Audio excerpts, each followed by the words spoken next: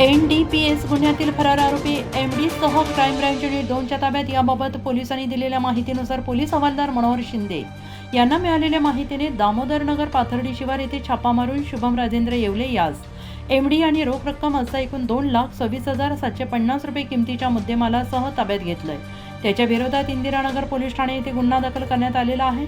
पुढील तपास इंदिरानगर पोलीस ठाण्याचे पोलीस करीत आहेत. सदरचा आरोपी अंबड पोलीस ठाणे येथील NDPS या गुन्ह्यातील फरार आरोपी आहे. सदरची कामगिरी पोलीस आयुक्त संदीप कनिक, पोलीस उपायुक्त किरण कुमार चव्हाण, सहाय्यक पोलीस आयुक्त संदीप मिटके यांच्या मार्गदर्शनाखाली अंमली पदार्थ विरोधी पथक, वरिष्ठ पोलीस निरीक्षक सुशीला कोल्हे, सहाय्यक पोलीस निरीक्षक पाटील, क्राईम ब्रँच युनिट 2 सहाय्यक पोलीस निरीक्षक हेमंत तोडकर, सहाय्यक पोलीस उपनिरीक्षक संजय सानप, भारती देवकर, बाळू शेळके, पोलीस हवालदार मनोहर शिंदे, नंदू नांदर्डीकर, चंद्रकांत गवळी, वाल्मिक चव्हाण, पोलीस अंमलदार महेश खांडबहाले, सुनील खैरनार आदींनीही कारवाई केली आहे.